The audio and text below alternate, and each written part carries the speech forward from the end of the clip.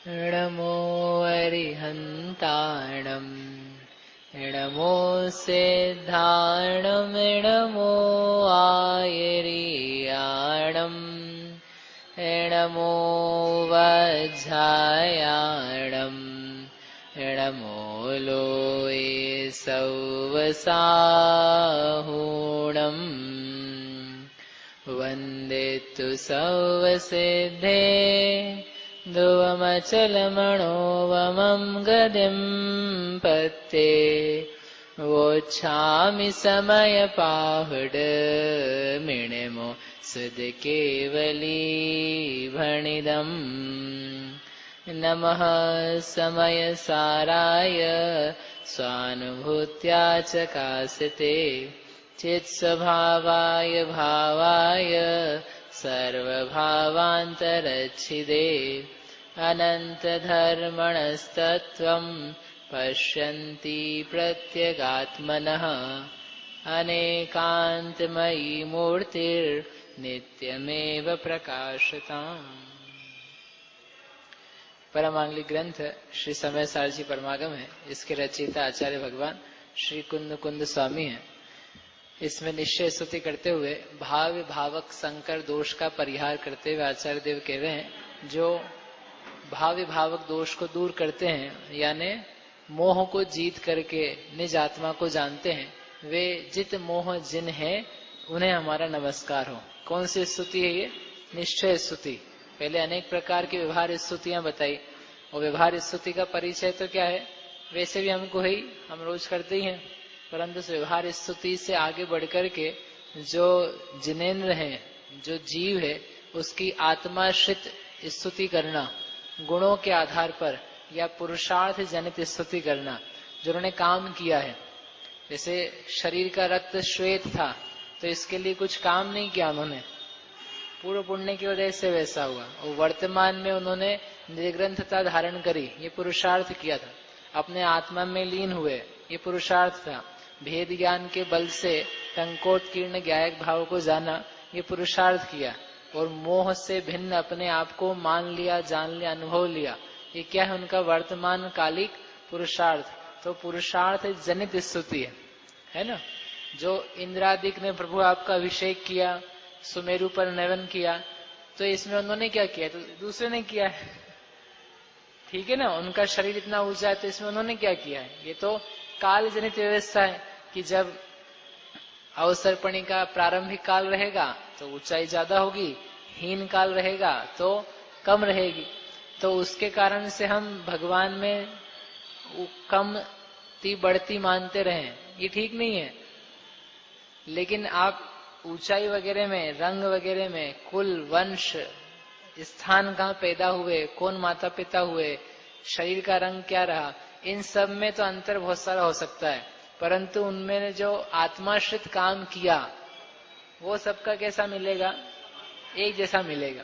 तो वो एक जैसा मिलता हुआ वो जो भाव है, उस भाव को यहाँ पर वंदन किया जा रहा है। उस भाव से बता रहे हैं, सिखा रहे हैं आचार्य अपने को कि किस प्रकार से स्तुति होती है।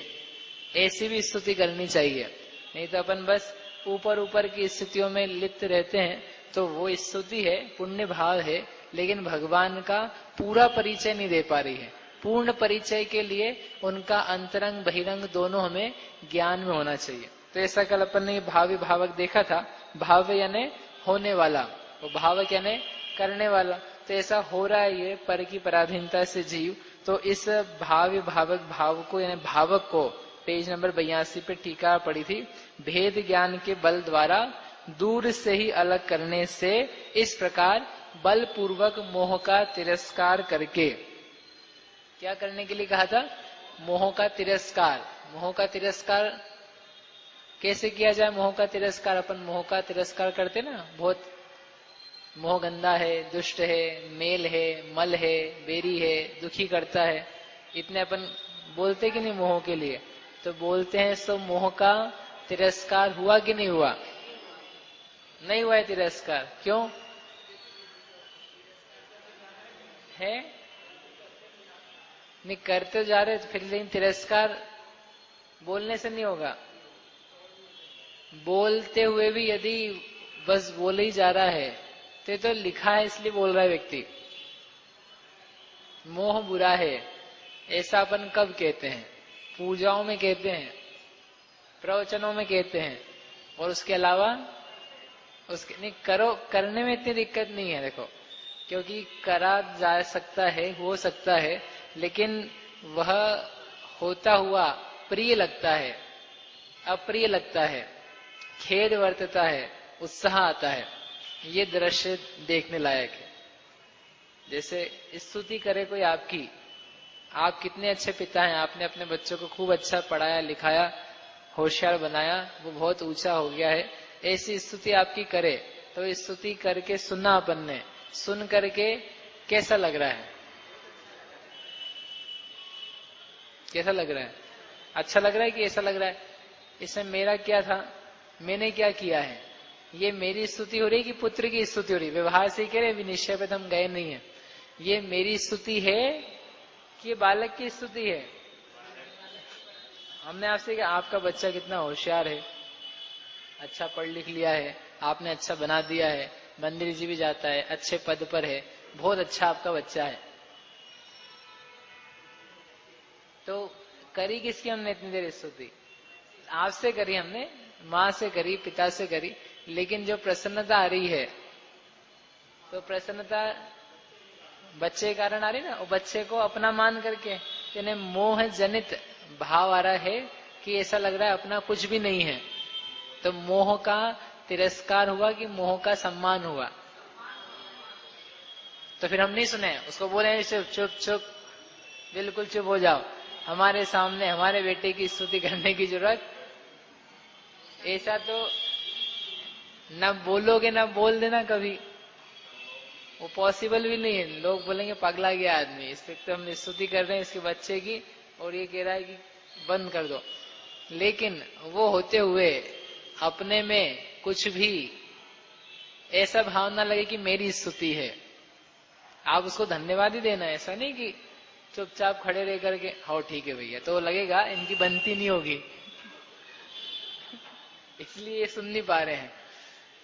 उसको धन्यवाद दे देना, उसके धन्यवाद की मना नहीं है, लेकिन आपके अंतरंग की अभिप्राय की बात है, और वो कोई दूसरा नहीं जान सकता है, मैं कैच नहीं कर सकता हूं उसको, वो आपको ही अपने आप को देखना है कि कैसा लग रहा है। बेटे की करिए तो ऐसा है, अभी आपकी खुद की करेंगे तो कैसा होने लग जाएगा, तो कैसा लगने लग जाएगा, आप सोच लो। तो इसका मतलब ये है, अच्छा देखना ये बात, स्तुति भी कोई यदि करेगा तो कौन सी स्तुति करे? देह जनित तो करेगा।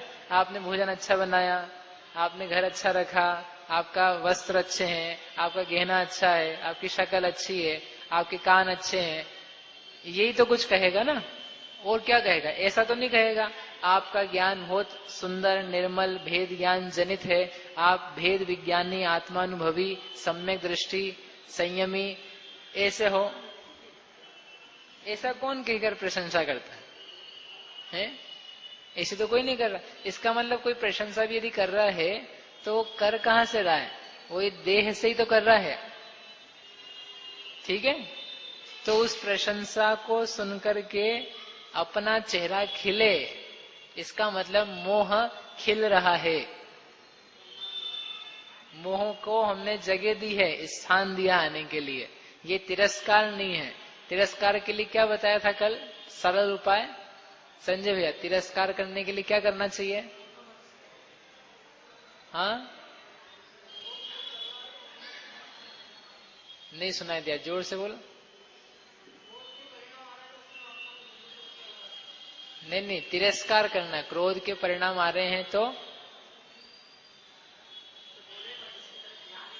दे ही मत, दूसरे की तरफ नहीं हम कह रहे हैं, दूसरे क्रोध को जो चल रहा है चलने दो, आप आपका काम करो।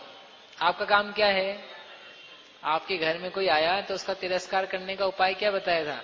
आप अपना काम करते रहो। आप जो लेख लिख रहे हो या भोजन बना रहे हो या पानी भर रहे हो या ऊपर नीचे कुछ सामान कर रहे हो, आप जो कर रहे थे, आपका जो काम है रेगुलर, जो उस व्यक्ति के नहीं आने पर आप करते हुए आने पर नहीं आने पर करते होते, वो काम करते रहो। नहीं तो जनरली क्या होता है, अपन जैसे जो काम कर रहे हैं, तो कोई व्यक्ति आया तो क्या करेंगे, उसको छोड़ के अब इसके साथ समय बिताओ भैया 2 मिनट 5 मिनट, तो वो करने की बजाय क्या करो, आप अपना काम करो। ऐसे ही यदि क्रोध नहीं आता तो आप क्या करते हुए मिलते हैं? यदि कोई आपकी प्रशंसा नहीं करता होता तो आप क्या करते हुए मिलते हैं? आपका काम क्या है? ये मत बोला दुकान में बैठे हुए मिलते भैया। अपन क्या करते हैं, मतलब एक वो काम जो अपन करते ही रहते हैं, अपना मूल काम क्या है? तो कह रहे मूल काम है जानना, देखना, समझना, संवेदन करना, भेद करना, विवेक करते रहना, ये हमारा काम है। तो ये काम आप करते रहो, कुछ भी हो जाए करते रहो और ध्यान भी वहीं रहे। ऐसा नहीं आप बोलोगे काम तो हम, आपने कहा है ज्ञान का है तो करते ही जा रहे हैं, तो उसमें क्या ध्यान देना, वहीं काम करना और ध्यान भी वहीं रहना, ध्यान भी वहीं पे बने रहना, दूसरे व्यक्ति की तरफ कुछ उपयोग ही ना जाना, इसको कहते हैं तिरस्कार करना। ऐसे ही क्रोध मान माया लोभ जो कोई भाव है वे उत्पन्न हो तो हो, क्योंकि वो होंगे अभी 10वें गुण स्थान तक भी क्रोध मान माया लोभ के परिणाम पैदा होंगे। लेकिन क्या करते हैं मुनिराज, जीतते कैसे हैं उनको? जीतने की विधि क्या है कि हम उधर नहीं देख रहे हैं, आ रहा है परिणाम और क्रोध रूप परिणमित भी हो रहे हैं। ध्यान रखना, क्रोध का उदय आ रहा है तो क्रोध रूप परिणमन भी है, लोभ का उदय है तो लोभ रूप परिणाम भी है। जिस काल में आत्मा का अनुभव होता है उस काल में भी क्रोध मान माया लोभ चलते ही हैं, साधक अवस्था में मुनिराज को भी। ठीक है, आपको ऐसा लगे सर्वथा क्या हो चुके हैं, शुद्ध हो गए, वीतरागी हो गए, आत्मा का अनुभव कर रहे थे, भैया क्या गजब हो गया, निर्विकल्प पूर्ण शुद्धता। निर्विकल्प हुई है लेकिन पूर्ण शुद्धता नहीं हो गई है। यदि आप ऐसा मान लोगे तब तो फिर अरिहंती बन चुके हो, बचे ही क्या है।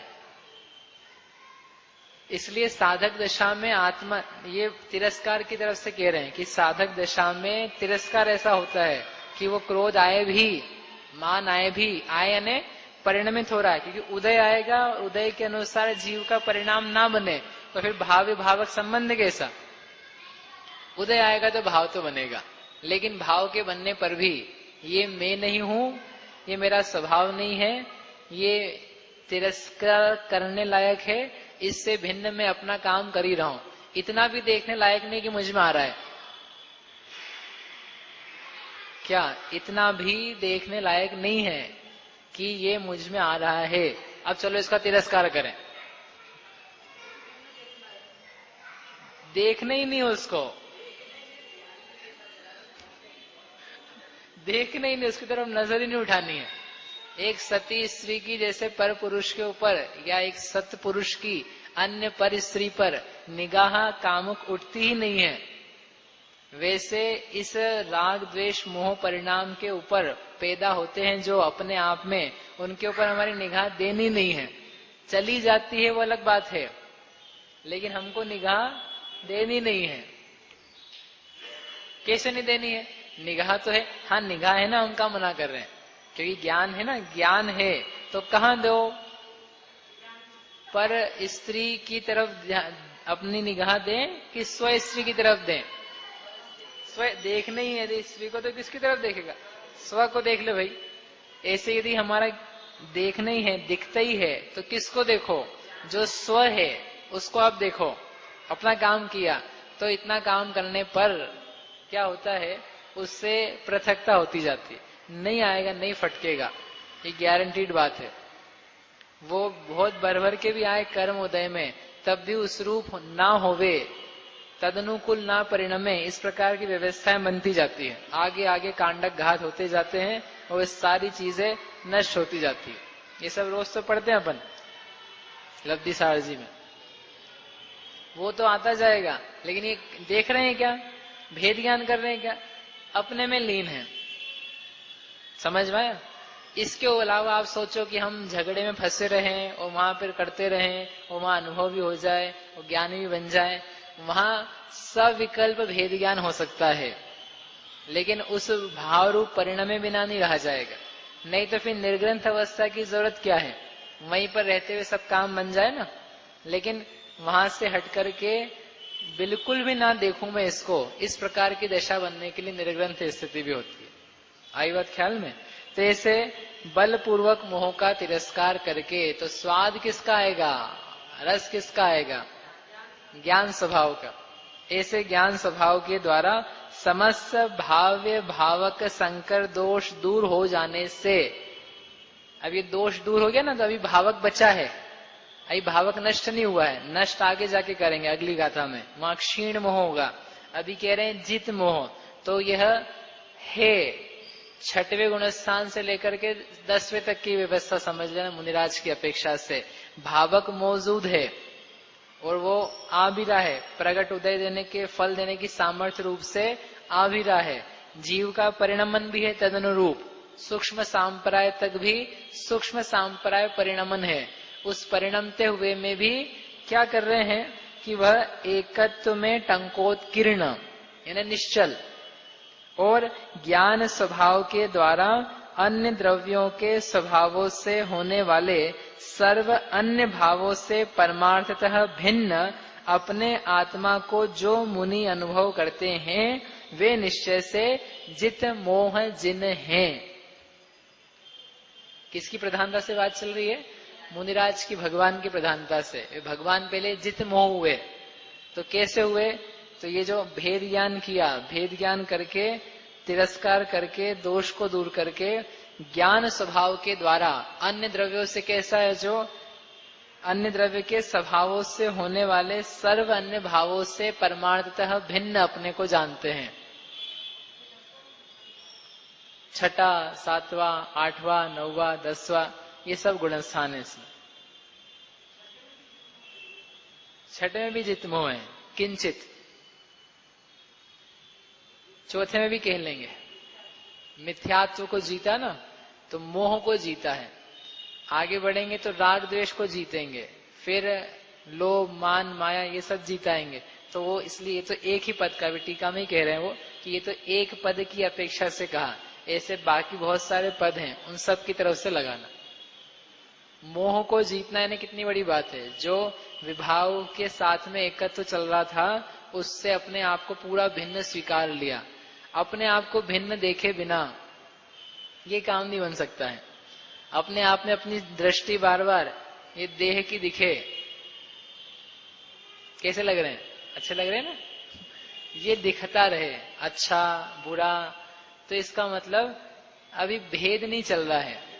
बहुत बहुत अच्छे अभ्यास की जरूरत है, विकल्प पूर्वक बुद्धि पूर्वक लगाने की जरूरत है। यह मैं नहीं हूं, नहीं हूं, नहीं हूं। जिनेन्द्र को वैसा देखने की जरूरत है, ये जिनेन्द्र भगवान जो है ये ही नहीं है, कुछ और भी है। पता नहीं अभी तक दर्शन में ठीक से हो रहे कि नहीं हो रहे। करते 2 बार है, 3 बार भी कर लेते हैं। बोले 1 बार ही कर लो तो ही काफी है।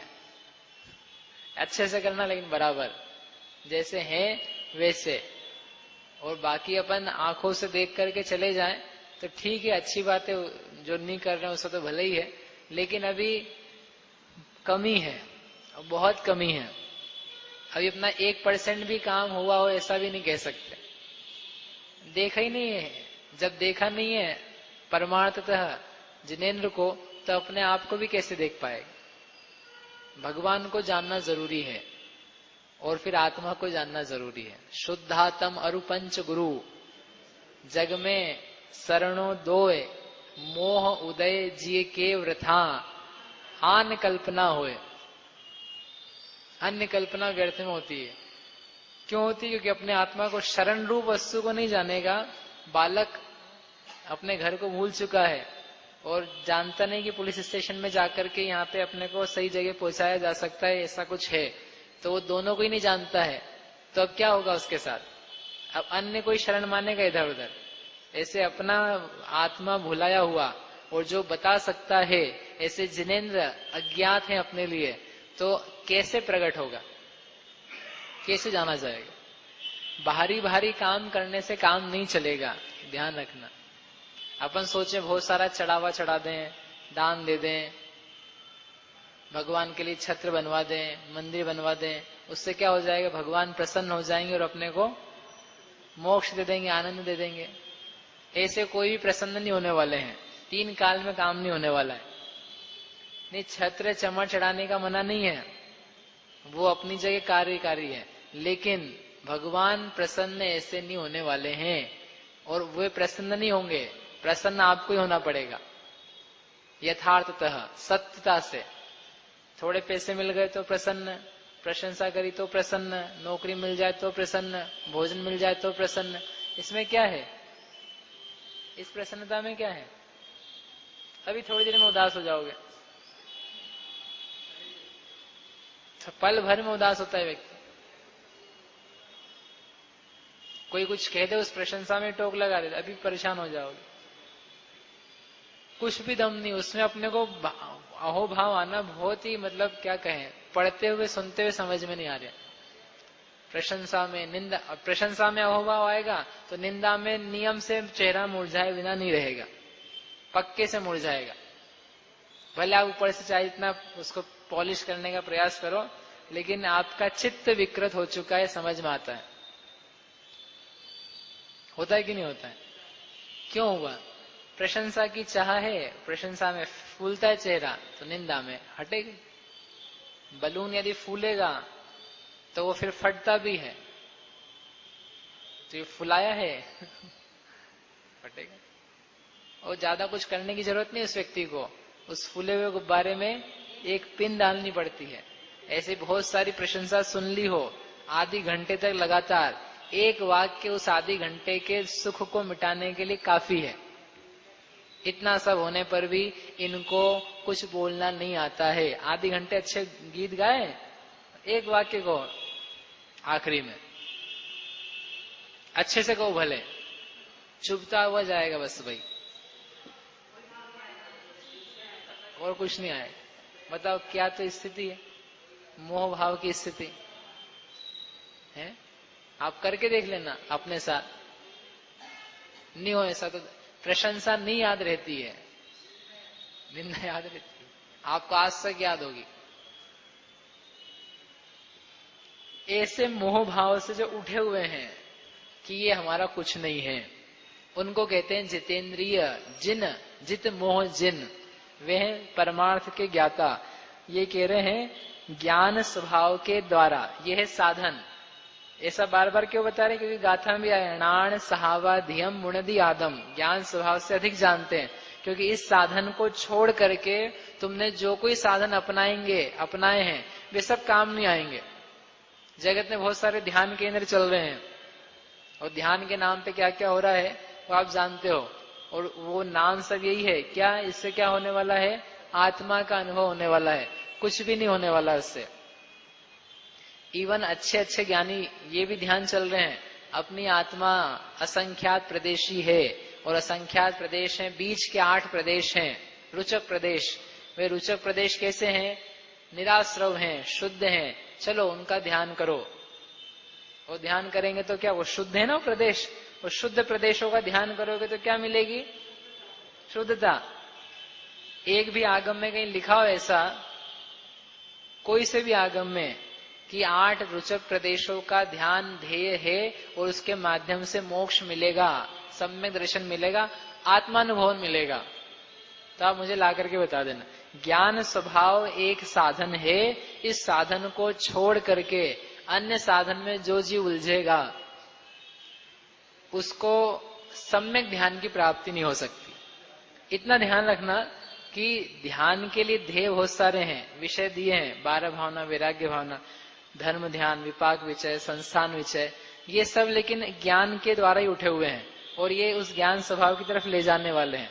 परंतु ये जो बाकी के जितने सारे हैं इनमें उलझे, और ये सब जो भी ध्यान कहे, इन ध्यान के द्वारा भी एकाग्र अवलंबन की तरफ आए तो वो कार्यकारी है, और नहीं तो पुण्य आश्रव पक्के से होगा, शांत भाव भी होंगे, कषाय भी मंद होगी, वो सब काम बनेगा। परंतु जो मोह का जीतना है वो काम नहीं हो पाएगा। बारात में आप चाहे जितने नाचे आओ, आपको वधू नहीं मिलने वाली है। अच्छा भोजन सब कराएंगे, तिलक भी करेगा, माला भी पहनाई जाएगी, सम्मान भी होगा, आप दूल्हे के साथ साथ ही फिरते रहना, आपके सब अच्छे होंगे, लेकिन वधू तो पक्के से मिलने वाली नहीं है। ऐसे आप जितने करने काम वो सब करो, जितना उपवास व्रत तप करना है करो, लेकिन यदि ज्ञान स्वभाव का ध्यान नहीं है तो मुक्ति वधु की प्राप्ति तो होने वाली, उसके लिए तो आपको दूल्हा बनना पड़ेगा। और दूल्हा बनना पड़ेगा यानी इस ज्ञान स्वभाव को ऊर्ध्व करके, मुझ में कुछ दम है, जैसे घोड़ी पे बैठता है वो या हाथी पे जिससे बैठता होगा, वैसे इस ज्ञान स्वभाव के ऊपर बैठे, इसका अवलंबन ले, पूरी दुनिया को समझ में आता है इसकी शादी हो रही है, बताना नहीं पड़ता है। 4 भी घोड़े निकल रहे हो ना एक शादी विवाह में, तब भी समझ में आता है कि शादी किसकी हो रही है। ऐसे ही ज्ञान स्वभाव के ऊपर जो स्थित है, ऐसे निर्ग्रंथ साधु को देख के पूरी दुनिया में समझ में आता है कि ये मुक्ति वधु को बनने जा रहे हैं, और बाकी लोग नहीं जा रहे हैं, भले कैसे भी संन्यास धारण किया हो। ऐसे ज्ञान स्वभाव के द्वारा ये साधन है, ये पहले भी कहा, यहाँ भी कहा, फिर से कहेंगे आगे गाथा में। क्या किया? ये मूल बात, अन्य द्रव्यों के स्वभावों से होने वाले सर्व अन्य भावों से परमार्थतः भिन्न। क्या अर्थ निकला इसका?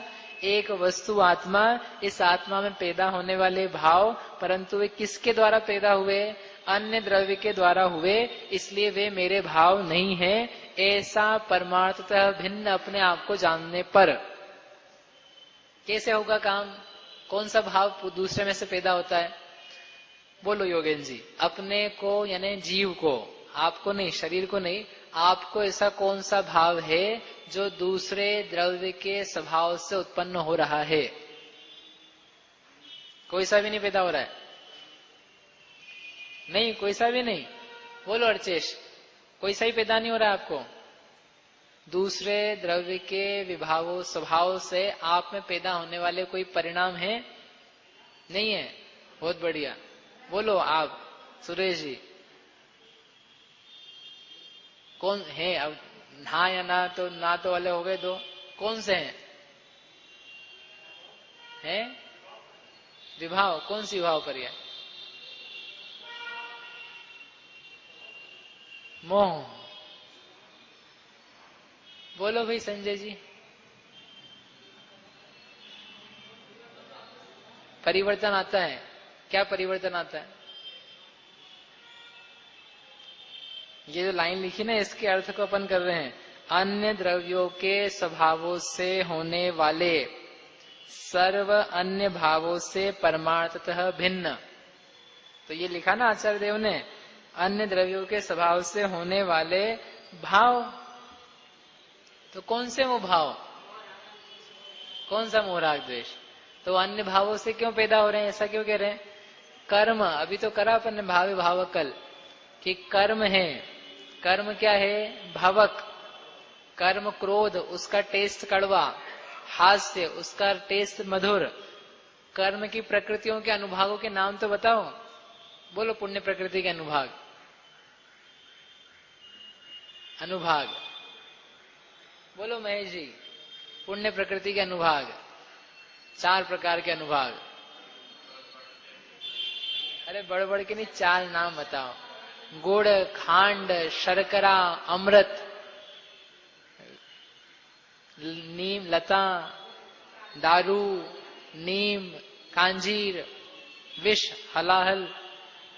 लता, दारू, विष, हलाहल, ये नाम दिए कि नीम, कांजीर। तो ये जो नाम दिए हैं, ये नाम कहां से दिया? आप देखो ना, ये क्या है? टेस्ट ही तो है, टेस्ट। ये जो नाम दिए हैं, ये रस की अपेक्षा से दिए ना अनुभाग में। तो रस की अपेक्षा से दिया ने, जब हमको कड़वापना लग रहा है, तो कड़वाहट किसकी है? कर्मों की कड़वाहट है वो। मधुरता लग रही पुण्य के विपाक में, तो मधुरता कहां से लग रही है? वो पुण्य कर्म के उदय से लग रही है। जो कठोरता लग रही है, हलाहल, विष लग रहा है, वो सब कहां से लग रहा है? कर्मों का विपाक है। यानी ये दूसरे के द्वारा पैदा होने वाले अपने भावों को अपन ने देखा और उसी का अनुभव किया, लेकिन ये हुए पर से पैदा होने वाले भाव, यानी कर्म के निमित्त से पैदा होने वाले भाव।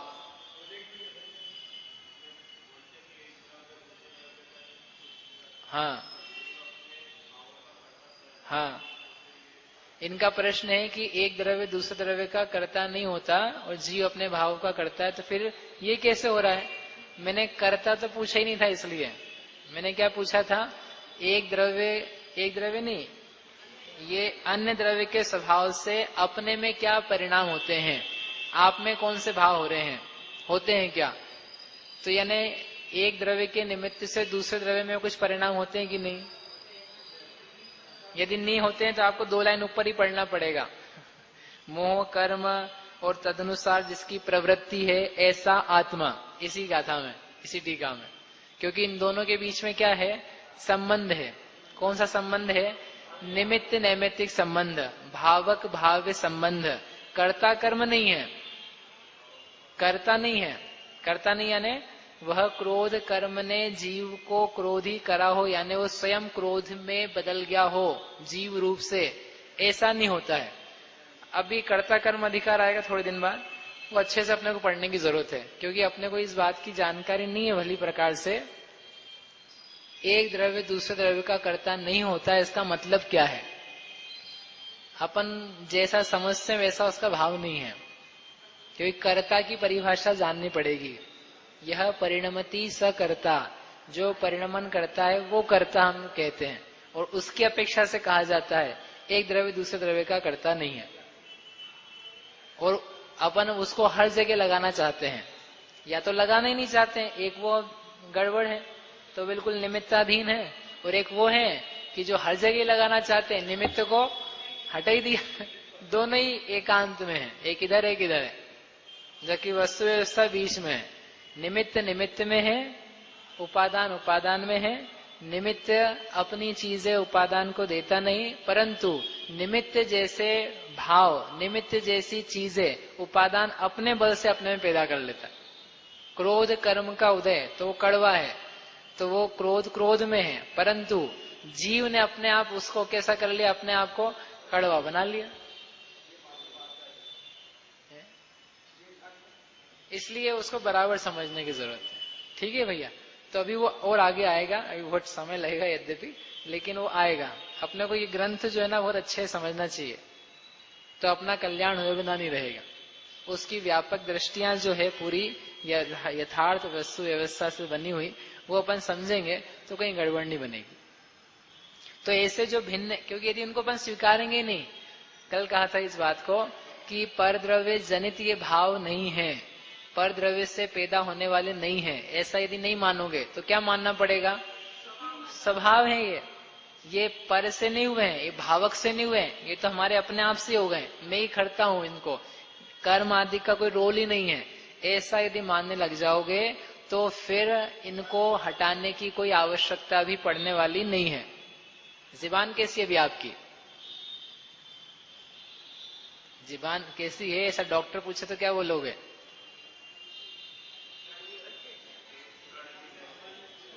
स्वाद कैसा, मतलब उसका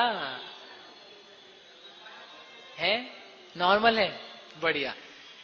बुखार आए कभी, तब कैसी होती जीवान है? कड़वी। तो जीवान कड़वी हो जाती ना आपकी? जीवान कड़वी होती कि नहीं उस समय? जीवान कड़वी होकर के भी, कड़वी वास्तव में उसका नेचर नहीं है, लेकिन कड़वाहट आई है। तो कड़वाहट अपने आप से आई है कि ज्वर से आई है? पेट में जो पित्त जमा हो चुका है, उस पित्त का असर जुबान पे आ रहा है, तो पित्त उसके लिए, पित्त का जो कड़वाहट पना है, अम्ल की जो कड़वाहट पने की नेचर है, वो कहां पर आ रही है? उसने जीवान को कड़वा बना दिया है। जीवान कड़वी हुई है, लेकिन अपने आप से नहीं हुई है। और यदि आप ऐसा नहीं मानोगे कि वो उससे हुई है, तो फिर साफ करने की जरूरत क्या है? अब वो जब अपने आप हो जाए सो हो जाए, नहीं हो सो नहीं हो, वो जो हो ठीक। इसलिए स्वीकारना भी जरूरी है, तो स्वीकार करवा दिया हमने भाव्य भावक में, और आगे बढ़ करके ये कह दिया कि इसको भिन्न मानना बहुत ज्यादा जरूरी है। और किसके द्वारा? ज्ञान स्वभाव के द्वारा। टाइप भी बता दिया आपको। ज्ञान स्वभाव भाव्य स्वभाव से भिन्न है। ज्ञान स्वभाव भाव्य नहीं होता। ये कर्म आत्मा के ज्ञान को नहीं भवाते।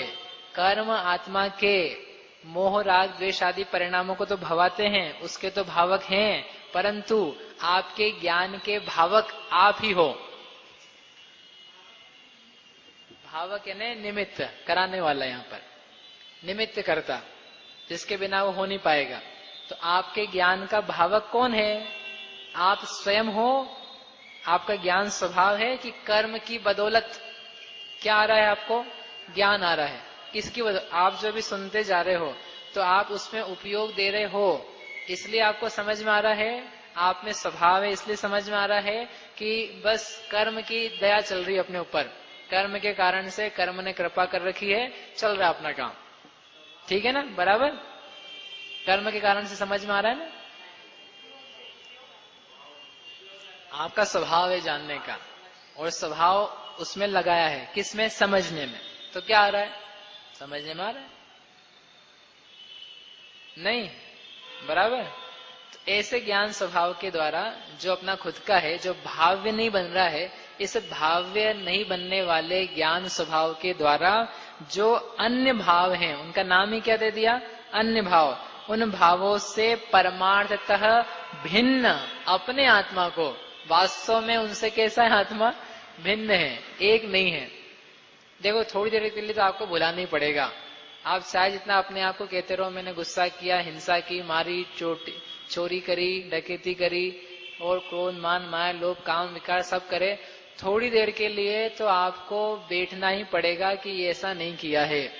एक बच्चा है, उस बच्चे का परीक्षा का समय आ गया और घर में समझ लो पिताजी गुजर गए उसी परीक्षा के दिन पर। अब क्या करें? 10वीं का एग्जाम है और 8 बजे पिताजी गुजरे हैं, पता है उसको गुजर गए, और अभी 9, 10, 11 बजे पेपर है। क्या करेगा? रो रहा है वो, तो अभी आंखों से आंसू आ रहे हैं। क्या करना उसके लिए? घर वाले क्या बोलेंगे? समझदार होंगे, तू जा पेपर दे। अब मेरा मन नहीं हो रहा, मैं नहीं जा रहा। नहीं जाने, भूल जा सब। थोड़ी देर के लिए, 3 घंटे के लिए तो भूला नहीं पड़ेगा। वो जाएगा परीक्षा देने। वो परीक्षा कैसे देगा? रोते रोते देगा। पिताजी की याद में, पिताजी आपसे बहुत प्रेम था, आप ऐसे थे वैसे थे, एक चिट्ठी पत्र लिख के आएगा वहां पर। यदि बुद्धिमान होगा, पूरा ध्यान अपना कॉन्सेंट्रेट करता है कि मुझे कुछ भी नहीं सोचना है, जो हो चुका है सो हो ही चुका है, और जो चल रहा है वो चल रहा है, उनका योग है सो है, परंतु अभी मैं क्या काम करूंगा? मैं पेपर दूंगा। यदि वो ऐसा काम नहीं करता है तो कहीं पास नहीं हो सकता है।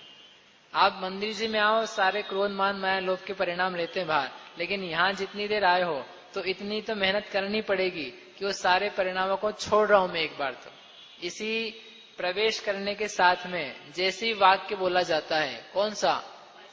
निस्सही निस्सही निस्सही। निस्सही बोलना, सही मत बोल देना।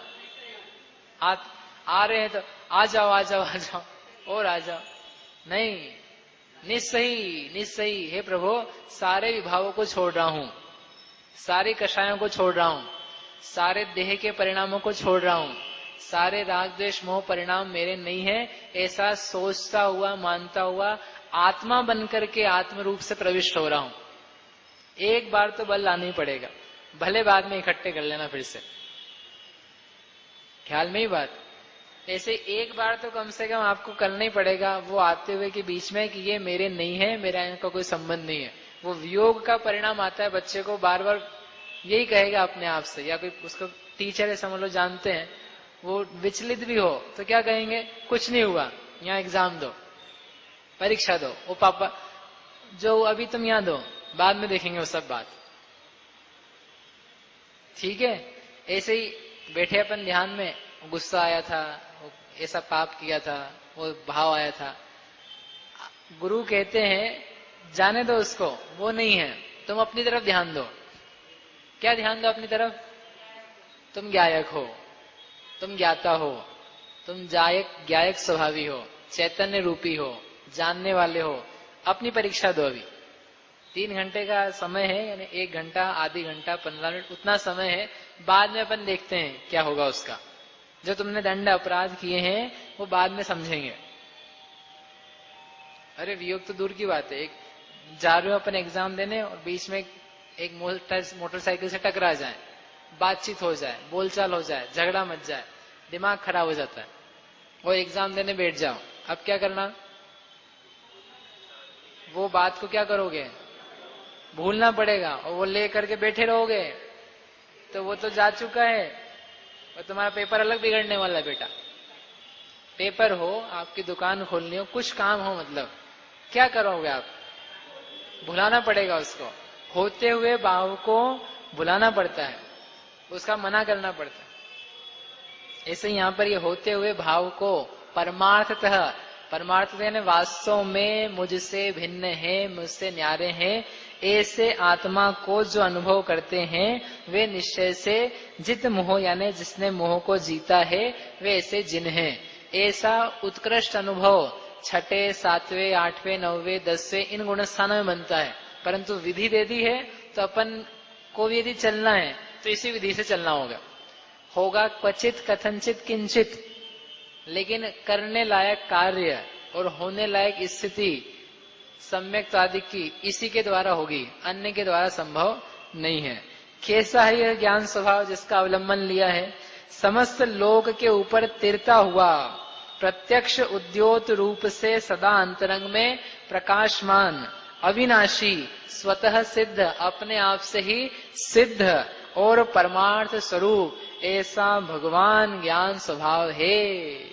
ऐसा भगवान ज्ञान स्वभाव किसके होता है, मुनिराज के होता है कि अनंत परमात्मा के होता है, अपने को होता है। कैसा, ये 5 बातें थी, समस्त लोग के ऊपर तिरता हुआ यानी जानता हुआ भी अनुरूप ना होता हुआ, प्रगट प्रकाशमान उद्योतमान हमेशा रहने वाला, अनश्वर स्वतः सिद्ध दूसरे ने दिया नहीं है, अपने को पुण्य के उदय से ज्ञान नहीं मिला है, अपने को किसी कर्म ने जीव नहीं बनाया है, ज्ञायक आप किसी अन्य की कृपा से नहीं हो, ऐसा स्वतः सिद्ध स्वयं सत।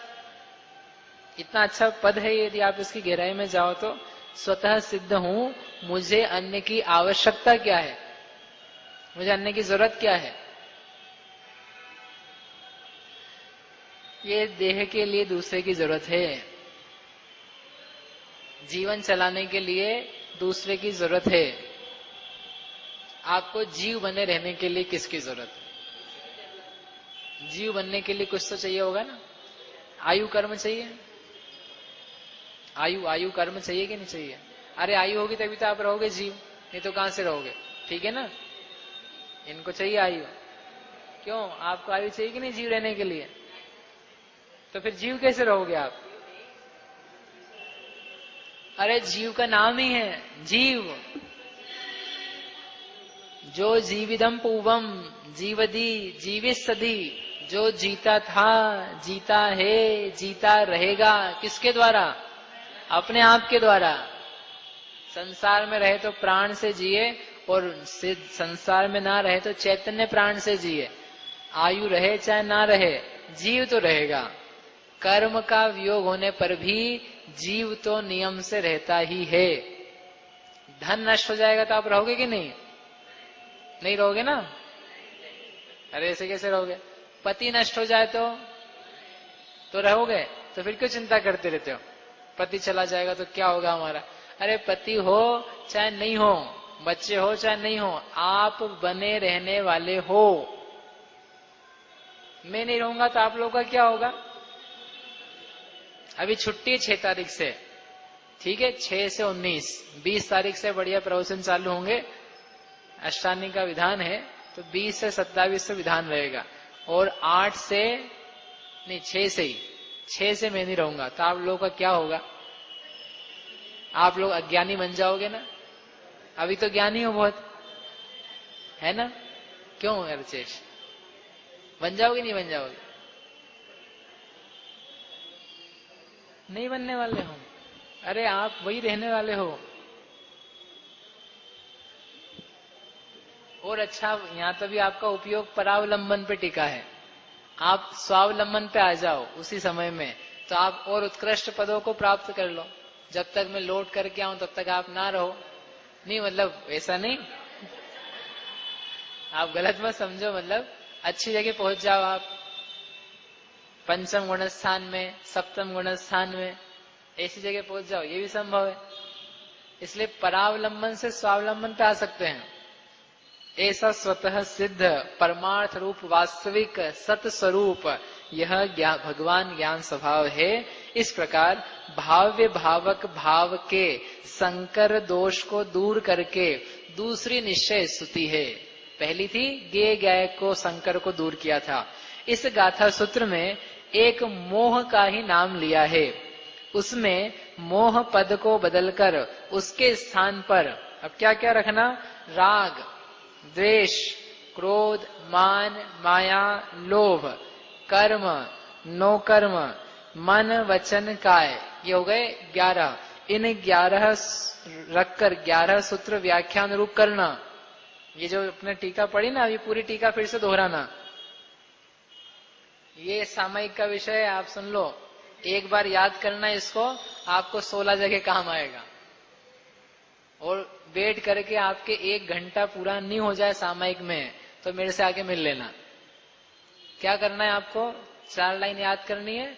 मोह लिखा था ना ये टीका में, पहली लाइन जहां से चालू हुई, मोह कर्म फल देने की सामर्थ्य से प्रकट उदय रूप होकर भावक पने से प्रकट होता है। इसके स्थान पर क्या बोलेंगे, राग कर्म फल देने की सामर्थ्य से प्रकट उदय रूप होकर भावक पने से प्रकट होता है। उसके अनुसार प्रवृत्ति करने पर भी तथापि अपना आत्मा भाव्य उसको दूर करके, यानी उस राग कर्म को दूर करके, ऐसा सबके साथ बोलना है। क्या होगा फिर, जित राग, ये तो क्या हुए, जित मोह। ऐसे जैसे मोह को जीता तो किसको जीतेंगे, राग को जीतेंगे। तो नाम क्या मिलेगा, जित राग। ऐसे जित राग भगवान है, जित द्वेष भगवान है, जित क्रोध, जिन्होंने क्रोध को जीत लिया है, जित मान, जित माया, जित लोभ, जित कर्म, जित नो कर्म, जित मन, जित वचन, जित काय। ये तो इतनी जल्दी हो गया, तो अपन जल्दी कर दिया ना, वो सब पूरा लगा ना। निश्चय से वो बार बार आएगा, ज्ञान स्वभाव के द्वारा पर द्रव्य के स्वभाव से होने वाले अपने अन्य भावों से परमार्थतः भिन्न अपने आत्मा को अनुभवते हैं, वे मुनि वास्तव में जित राग हैं, जित कर्म हैं, जित वचन हैं। जित वचन, जित वचन कैसे बन जाएंगे, जित वचन तो अच्छी बात है। वचन पे जिन्होंने जय प्राप्त करी, यानी जो अपने अच्छानुसार अच्छा अच्छा बोल पाते हैं, जिनका कंठ सुरीला है, उनको बोलेंगे जित वचन, बराबर, ठीक है ना। जिनका गला अच्छा हो, मधुर हो, सुरीला हो, जो अच्छे से बोल पाते हो, जिनके वाक्य सुस्पष्ट हो, ऐसे जीव को बोलते हैं जित वचन। बोलो महेश जी, है ऐसा नहीं तो फिर किसको बोलोगे, है जो वचन से ही रहित है, जो वचन से परमार्थतः भिन्न अपने आत्मा को जानते हैं, अनुभव करते हैं, वे हैं जित वचन। ओह, ये वचन निकल निकल के अपने कितना अच्छा वचन बोला, कितने अच्छे वाक्य बोले, कितना अच्छा गाया, कितना अच्छा बजाया, ये सब क्या है, ये सब पुद्गल के खेल, या में नहीं हमारो मेल। वाक्य बोल बोल के अच्छा लगता है ना, धीरे धीरे बोल रहे हैं, स्पष्ट बोल रहे हैं। ओ भैया ध्यान रखना, बोलना अच्छे से हो जब तक बोल रहे हो, नहीं तो अच्छा छोड़ दिया अपन ऐसे कुछ से बोलने लगे। अपशब्द, अप्रिय, कटुक, कठोर शब्द कोई मुख से, हाँ कोई मुख से ना बोले, कोई तो ना बोले, और अपन चाहे जो बोलो। नहीं स्तुति में लिखा, अपनी क्या गलती है, लिखा है ना ऐसे ही। तो अप्रिय, कटुक, कठोर शब्द नहीं कोई मुख से कहा करे। हाँ भैया, कोई कोई कोई कोई कोई को भी मुख से नहीं कहना है। अपन तो कोई में ही नहीं ना, कोई यानी थर्ड पर्सन होता है। ऐसी तो स्तुतियां अपन पढ़ते हैं, वो तो मुख से निकले ही नहीं। अगर अपने को इतना वचन पे कंट्रोल हो जाए ना, तो अपने बहुत सारे काम तो वैसे ही बन जाए लोग के। भगवान के पास आपको आकर के मांगने की जरूरत नहीं पड़ेगी। ये भगवान पत्नी मान जाए, ससुर मान जाए, ग्राहक मान जाए, मैनेजर मान जाए, ये मान जाए, इनको मनवाने की जरूरत क्या है? वचन अधर अच्छे बोलो। और यहां तो उससे ही बढ़कर के कह रहे हैं, तुम्हारे वचन ही नहीं है, तुम क्या बोलोगे? और जो बोल रहे हो ये तुम नहीं हो, परमार्थतः भिन्न। मन तो है अपना, जित मन। अरे अब एक एक की व्याख्या करो तो आपको समय लगेगा। जित मन है, ये मन के विकल्प, ये मैं नहीं हूं। भेद ज्ञान के विकल्प भी आगे बढ़ के सूक्ष्मता में कहेंगे, ये मैं नहीं हूं। भावेंद्री को अलग करवाए ना इतनी, जो ज्ञान की क्षयोपशमिक शक्ति है जानती हुई वर्तमान में, वो भी तुम नहीं हो। अखंड चैतन्य प्रतीति में आता हुआ अखंड स्वभाव, उससे भावेंद्र को सर्वथा जीता, अपने से अलग किया। कैसा आत्मा है आप विचार तो करो। भगवान का विचार कर रहे भी तो अपन कि वे भगवान कैसे हैं। जित वचन, इनकी दिव्य ध्वनि होती कि नहीं? जित वचन की दिव्य ध्वनि होती कि नहीं? वो कह रहे हमारे दिव्य ध्वनि कहां से आएगी? हमारे तो वचन ही नहीं। वचन से मैंने अपने आप को परमार्थ तो भिन्न कर लिया। ऐसे व्यक्ति के स्वतः प्रकृति प्रदत्त दिव्य ध्वनि होती है। होगी उन्हीं की हो, प्रामाणिकता उनसे ही की। टेप रिकॉर्डर नहीं बजता वहां पर। जिन्हें भगवान के मुख से वाक्यों का निर्माण होता है, ओंकारमयी ध्वनि होती हुई कर्ण में जाती है तो शब्दात्मक हो जाती है, नहीं तो प्रामाणिकता ही नहीं बन पाएगी। ये तो ऐसे ही कुछ भी किसी ने कह दिया है, लेकिन वो होती स्वतः है। भवि भागन वच जोगे वशाय, जिसने अपने आप को वचन से भिन्न जान लिया, पूर्व निमित्त से अभी भी वचन योग बचा है, वह भव्य जीवों का भाग्य, तो उससे हो जाती है। लेकिन वे तो अपने आप को क्या देख रहे हैं? जित वचन, वचन रहित। जित मन, मन को जीत लिया है। हे भगवान हमारे पे प्रसन्न हो जाओ। प्रसन्न होता है मन, मन तो जीता जा चुका है, मन से भिन्न हो चुके हैं। और आगे इंद्रिया भी है। और श्रोत्र चक्षु घ्राण रसन स्पर्शन, इन पांचों के सूत्रों को इंद्रिय सूत्र के द्वारा अलग व्याख्यान रूप करना। जितेंद्रिय कहा था ना पहले, अब जित स्पर्शन, जित रसना, जित घ्राण, जित चक्षु, जित कर्ण। जित कर्ण यानी अब सुनेंगे नहीं, वो एक भी शब्द का ज्ञान नहीं करेंगे। क्यों जी? जितेंद्रिय भगवान जो हैं, जित कर्ण इंद्रिय, वे क्या करेंगे? एक भी शब्द कान ऐसे लगा के बैठ जाएंगे। क्या करेंगे? कान की जरूरत नहीं है, तो फिर वो तो कर्ण जनित शब्दों को तो नहीं जानेंगे ना दुनिया भर के। जित शब्द ने ये नहीं है कि शब्द को जाने ही नहीं, शब्द को तो जानो, जानने में आएंगे ही, लेकिन वे शब्द जीव नहीं है, जीव से तन्मय नहीं है, उससे प्रभावित नहीं होना, ये जीतना है। और उसको जानते हुए उस रूप बिल्कुल भी नहीं होना, ये जित इंद्रियपना है, जो आगे क्षीण किया जाएगा ना। अभी जित रूप में कह रहे हैं, आगे क्षीण रूप में कहेंगे।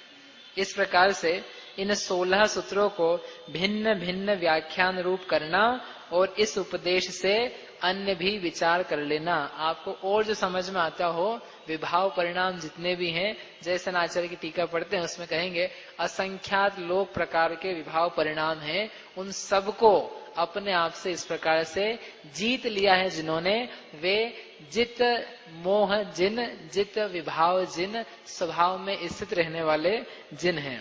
भावार्थ, हाँ, 9 कषाय भी आ जाएगी। हास्य, जित हास्य, जित रति, जित शोक, जित भय, जित स्त्री, जित पुरुष, सब लगाना है।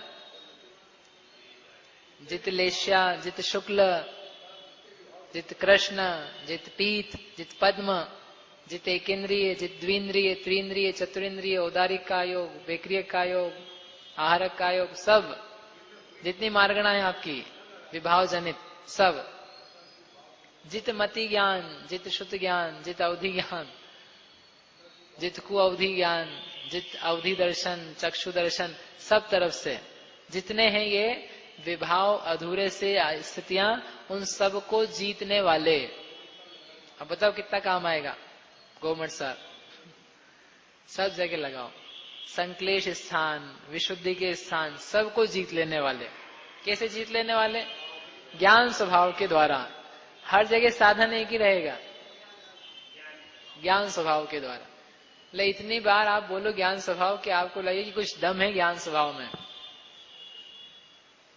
इतनी बार बोला जाएगा ना, ये तो बदलेंगे। जिनको जीता जा रहा है वो बदलेंगे, लेकिन जो जीत रहा है जिसके बल पर, वो नहीं बदलेगा। एक योद्धा दशानन युद्ध में लड़ाई लड़ रहा है, तो वो व्यक्ति है लड़ता हुआ है, उसके पास धनुष कमान है, तो वो धनुष कमान उसका सेम रहता है, वो व्यक्ति सेम रहता है। लेकिन जो जो जिन जिन को जीतता जा रहा है वो क्या होते जाएंगे? वो बदलते जाएंगे। नल कुबर को जीता, रत्नुपुर को जीता, वैश्रवण को जीता, विराधन को जीता, इंद्र को जीता, इनको जीतता जा रहा है। तो ये क्या है? ये बदलते जाएंगे। उसका नाम क्या पड़ता जाएगा? जित वैश्रवण, जित विराधन, जित नलकुबर, जित इंद्र। तो इनके नाम बदलेंगे, लेकिन वो व्यक्ति तो और उसका साधन तो वही रहेगा। ऐसे ही आत्मा वही है और उसका साधन भी वही है, ज्ञान स्वभाव। उस महान ज्ञान स्वभाव के द्वारा इन सबको जीता जाता है। ऐसा ये ज्ञान स्वभाव उणाण सहावाधियम, इसकी गंभीरता समझना कि ज्ञान स्वभाव से अधिक है ये जीव समस्त विश्व के ऊपर अपने ज्ञान स्वभाव से बल धारण करता है, इसलिए इससे जीता जाता है। भावक, भावार्थ, भावक मोह के अनुसार प्रवृत्ति करने से अपना आत्मा भाव रूप होता है। उसे भेद ज्ञान के बल से भिन्न अनुभव करने वाले जित मोह जिन हैं। यहाँ ऐसा आशय है कि श्रेणी चढ़ते हुए जिसे मोह का उदय अनुभव में न रहे और जो अपने बल से उपशम आदि करके आत्मानुभव करता है, उसे जित मोह कहा है। यहाँ मोह को जीता है, उसका नाश नहीं हुआ। ऐसा क्यों कह रहे हो? क्योंकि आगे गाथा आना बाकी है। मोह का नाश नहीं हुआ क्योंकि आगे की गाथा में क्षीण मोह की बात है, यहाँ जित मोह की बात है, इसलिए पंडित जी ने लिखा है उसका नाश नहीं हुआ है। तात्पर्य वृत्ति ऊपर पढ़ ले, इसको हो जाएगी।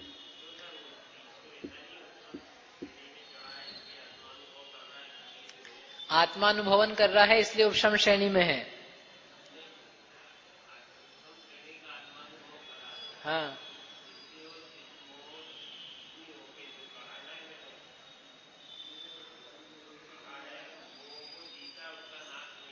हाँ, तो वही तो उपशम श्रेणी तो है। तो वो उपशम श्रेणी की तो बात कर रहे हैं यहाँ, इसलिए तो जीता हुआ है, नाश नहीं हुआ है। वही यहाँ पर आचार्य तात्पर्य वृत्ति टीका पेज नंबर 83 में बीच में अथ तामेव स्तुतिम, अब उस ही स्तुति को यानी निश्चय स्तुति को द्वितीय प्रकार से भाव्य भावक संकर दोष परिहारेण कथयति, जो भाव्य भावक दोष संकर दोष है उसके परिहार रूप से कहते हैं। अथवा उपशम श्रेणी अपेक्षया जित मोह रूपेण आह, अथवा उपशम श्रेणी की अपेक्षा से जित मोह बनते हैं उनकी तरफ से कहते हैं। ये आचार्य देव ने स्वयं ने स्पष्ट कर दिया कि ये उपशम श्रेणी की अपेक्षा से, यानी मोह नष्ट नहीं हुआ है, दबा है। यह पुरुष उदयागतम मोहम, जो पुरुष उदय में आए हुए मोह को सम्यक दर्शन ज्ञान चारित्र एकाग्र रूप निर्विकल्प समाधि बलेन जित्वा, सम्यक दर्शन ज्ञान चारित्र की एकाग्रता रूप जो निर्विकल्प स्व समाधि है, उस समाधि के बल से जीत करके, यानी जीतने का उपाय, शुद्ध ज्ञान गुणेन अधिकम परिपूर्णम आत्मानम मनुते जानाति भावयति, शुद्ध ज्ञान गुण के द्वारा, शुद्ध ज्ञान गुण से अधिक निज आत्मा को, परिपूर्ण आत्मा को जानता है, मानता है और भावयति यानी अनुभव करता है, उसमें लीन होता है। तम साधुम, उस साधु को जित मोहम, रहित मोहम, यानी रहित मोह से परमार्थ विज्ञायकः ब्रुवंती कथयंती, जो परमार्थ के जानने वाले हैं वे उन मुनि को जित मोह निर्मोह कहते हैं। तम ये हो गया। इयम द्वितीया स्तुति ही थी, इस प्रकार से ये द्वितीय स्तुति हुई। किंच और विशेष ये कहना है यहाँ पर, भाव्य भावक संकर दोष परिहारेण द्वितीय स्तुति ही भवती, भाव्य भावक संकर दोष के परिहार से द्वितीय स्तुति होती है। इति पातनिकायाम भणितम भवद भी, आपके द्वारा पातनिका में यानी उत्थानिका में कहा गया था। तत्कथम भण्डित घटते, वह कैसे घटित हुआ आपने वो तो बताया नहीं कि इसमें भाव्य क्या है भावक क्या है।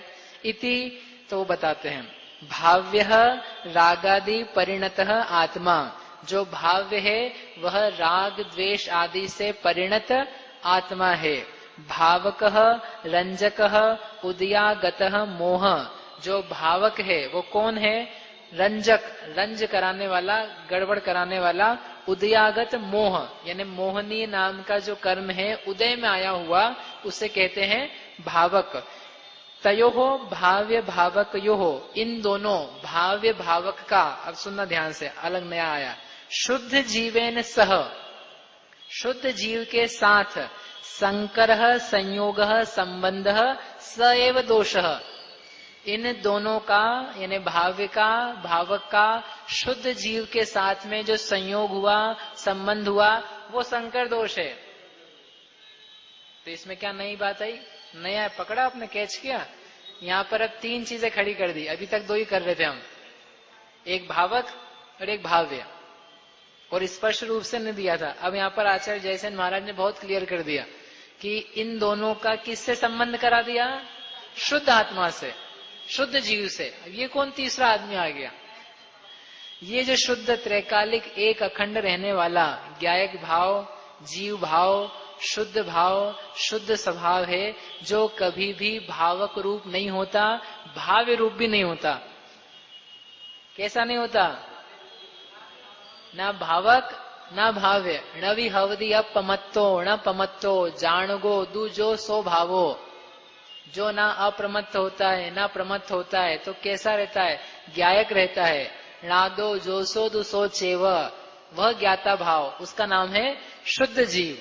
तो ये भावक आया, भाव्य आया, इन दोनों ने अपना खेल खेला, लेकिन इनको अपन ने किससे के साथ मिला दिया, शुद्ध जीव के साथ मिला दिया। इन्हें क्या किया, शुद्ध जीव दिखाई नहीं दे रहा है, भाव्य होते हुए शुद्ध जीव के कहीं अते पते ही नहीं है, गायब हो चुका है, होते हुए भी नहीं दिखता है। इसका नाम है संकर दोष।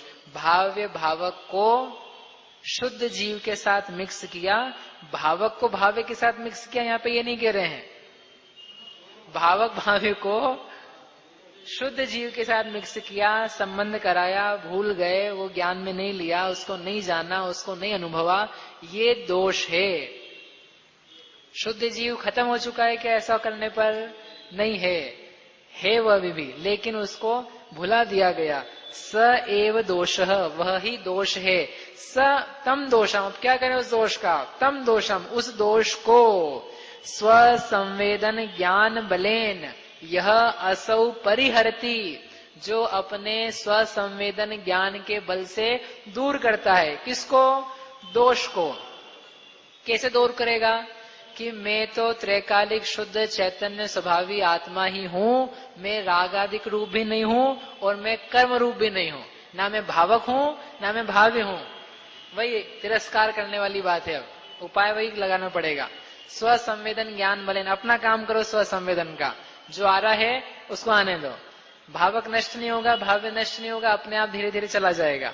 ऐसे जो परिहार करता है स जिनः, वह जिन हो जाता है। सा द्वितीया स्तुति, वह द्वितीय स्तुति है। इति भावार्थः, यह भावार्थ है। एवं एव, इस ही प्रकार से मोह पद परिवर्तनेन, मोह पद का परिवर्तन करके राग द्वेष क्रोध मान माया लोभ कर्म नो कर्म मनो वचन काय सूत्राणी एकादश पंचान, एकादश 11 सूत्र के द्वारा पंचानाम, 5 क्या है, श्रोत्र चक्षु घ्राण रसन स्पर्शन सूत्राणाम,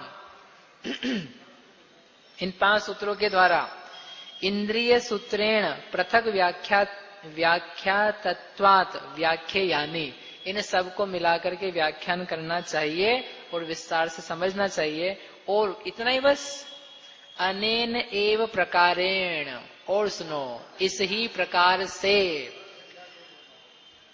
प्रकारेण अन्यानि अपि असंख्य लोक मात्र विभाव परिणाम रूपाणी ज्ञातव्यानि, इस ही प्रकार से जो असंख्यात लोक प्रमाण विभाव परिणाम हैं, उन सब के ऊपर एक एक करके लगाना चाहिए। पूरे जीवन में कितने परिणामों को अपन लगा लेंगे असंख्यात लोक में से? असंख्यात लोक परिणाम होते हैं विभावों के, लेकिन मोटे मोटे रूप में 6 लेश्या, 9 कषाय, 25 कषाय, सम्यक तो प्रकृति का उदय, मिश्र का उदय, मिथ्यात्व का उदय, मोह, इन सबको समझते हैं।